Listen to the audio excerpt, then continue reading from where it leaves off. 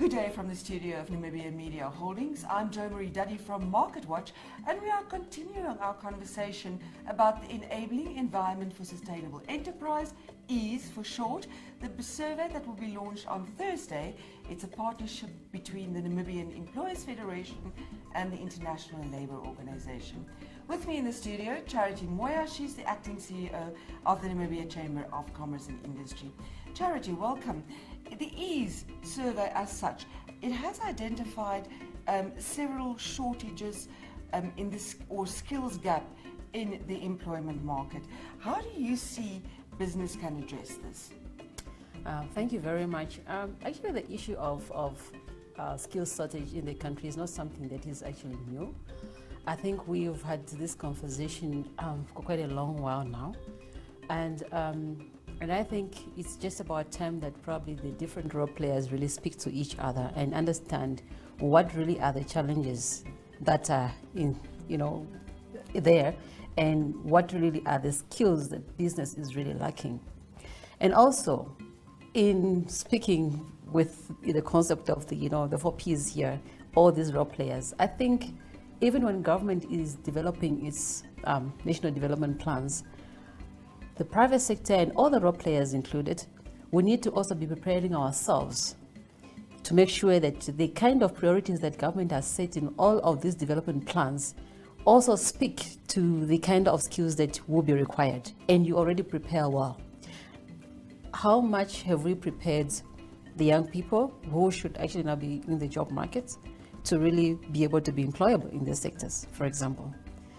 And also as business, have we actually prepared ourselves to make sure that we really want to make sure and see that these are the areas that we are going to be focusing on, and how much of the skills actually required for these sectors? As an example, we are speaking now mostly about manufacturing. Manufacturing is very broad and in many sectors there. How much have we prepared our own people to be able to actually be employable, and the kind of skills that are required in the different sectors that are actually speaking about value addition or whatever else, or local beneficiation? So it's actually very key that all these role players speak to each other, and the resources are allocated appropriately and prioritized for those kind of gaps that we want to really make sure that we fill. So the conversation should not be around, we are the private sector, we speak to ourselves and this is what we think we want. But we should be able to go also to the line Ministry of Education, the training institutions, and say, look, in the next 10 years, this is the vision and the focus of the country. And as businesses as well, this is what we're actually looking at. And we want to make sure that our people are really prepared and trained. I am very much aware that currently the Ministry of Education has introduced entrepreneurship in schools. But I'm not so sure how much of that we have looked back and how it is really working. When we are training these young people, are there any businesses that are making sure to say, okay, you can actually accommodate a few young people in your businesses so that they understand the business operations? If they want to go now into the business environment, this is what is required of them. How well are they prepared, as opposed to just being taught in the school? So it's a whole combination as well. Then obviously, when you want the resources as well, the donor partners that you want to come on board, they must clearly be able to understand that, are you prioritizing your skills development according to also your national development plans? So that's very important. To which extent currently is business or the NCCI in an ongoing conversation with organized labor and with government around how we're going to address the skills deficit, and how can we improve that conversation? Right. I think in the past quite a number of years, probably we've all been operating a bit in silos. We feel that, okay, this, because it's a labor issue, it will be handled by the Namibian Employers Federation, for example, and etc. But we have gotten to a point where we feel that also government says, look, we also want to make sure that we can speak to a united and collective private sector voice, and the issues that you want to address, they should actually be addressed collectively. So in instance, that means that if we bring the representatives of the labor sector though, can we be speaking together with the same voice, the same conversations? Because unfortunately, when people think of labor representation, all they have in mind is that, you've got the trade unions that must make sure that, you instigate people to go on the streets if they're not well paid. But you need to bring these people on board to understand that the kind of activities or some of these sectors, they are labor intensive, and you cannot afford 1 hour of being on the streets, because then you obviously are going to affect productivity drastically. And when you affect productivity, it means loss of jobs and all else. The issues now trickle down, because you can imagine in the setup like in Namibia, if one family is affected, you're talking about 10, 15, 20 people actually affected.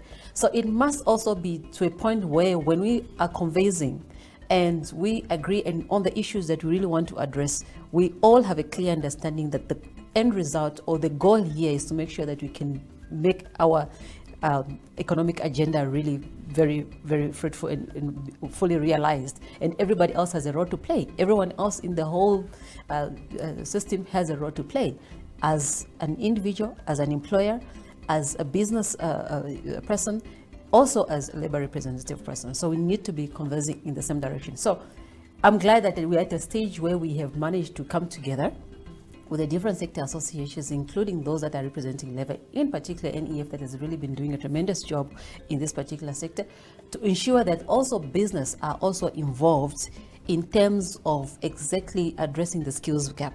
You know, we're talking about issues of making sure that there's, you know, in-company trainings, all of these, they will understand more to be able to also give us direction to say, look, this kind of skills, obviously, these and this kind of companies must make sure that they come on board and make sure that we also come together and speak the same language. Another thing the EESE report touches on is entrepreneurial spirit.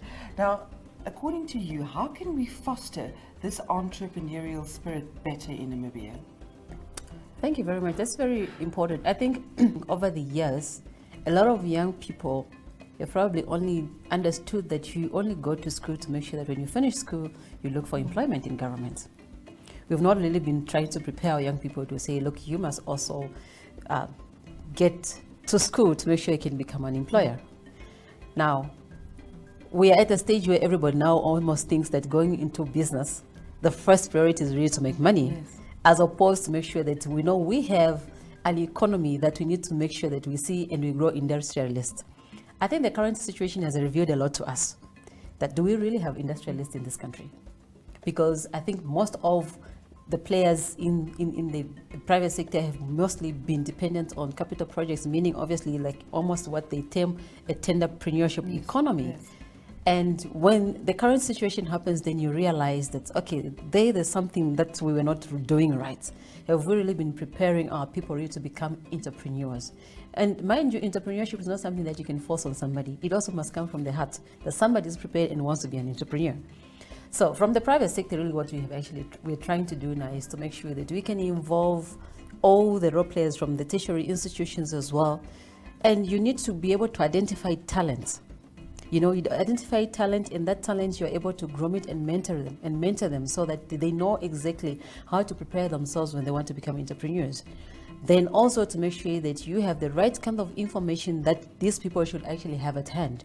When you finish school, currently at the chamber, we've partnered with one company that has actually produced a book of 501 business ideas, which means that, you know, if you're a school, you know, liberal graduates, you think you want to go and start manufacturing toilet papers, what kind of machinery will be required, what kind of investment will be required, where can you find this investment, what kind of training would you require. So we'll be doing that as part of our enterprise development program, that we prepare this, and through that training, then you are able to put talent, who are really the entrepreneurs that we want to groom and build up, so that we really have an industrialized economy and not a tender economy.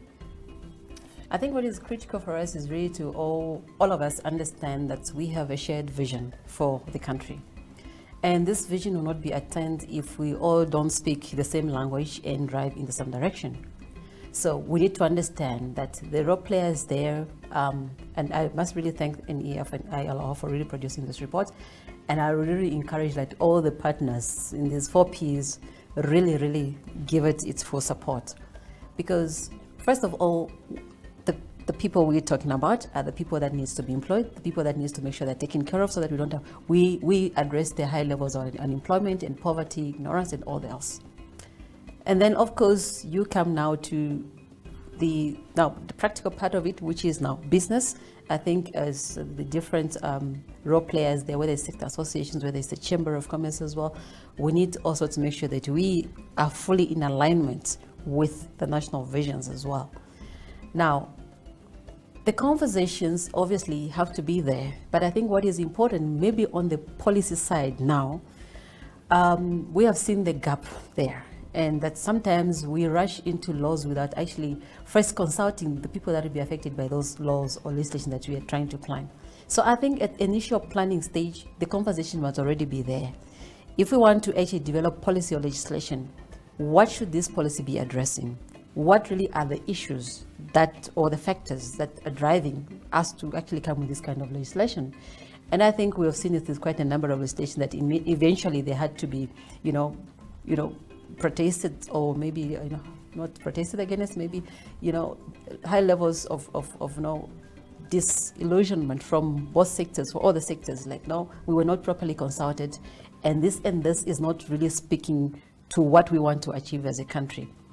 We're speaking about the growth at home currently, whatever, but if we look at what is happening, who are the biggest procurers? It's usually government. But is government really living up to what it is saying? You go in most government offices, even just a simple bottle of water, you want to get water that is coming across borders, and those trucks that are also causing pollution and all of those things, whatever, when you can actually eliminate some of those things by procuring locally, then you really create employment. So the conversations around that are very, very, very critical. Then, of course, the resource, because all the recommendations that I have actually made, even in this report or whatever else, it will require the support of all the players, meaning we all have to bring what we need to bring to the table.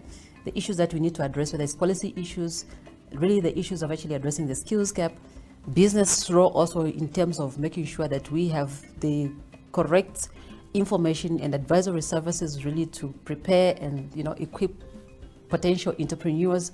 Everyone must make sure that they all come to the table. And I think so far we have managed to quite do that, to really come together, at least from industry and labor and government to a certain extent as well. We are seeing that they are really opening up to really listen to us as well. But we need to make sure that it's not just something that we do because we know elections are around the corner, or because you feel that you're getting pressure from a particular group, but something that we are really saying we want to achieve our national vision. And mind you, when we speak about Vision 2030, it's not 30 years from now. No, it's not. And that is, I think, what we need to really pay attention to, that we need to move also from just the conversation and the talk, but to actually practical implementation. And we need to be able to assess ourselves. What we have actually agreed, have we really achieved, and what is really hampering us to make sure that we are really on track to attain some of these aspirations that we want to see. So I think that collective vision and that collective approach to these issues will take us further.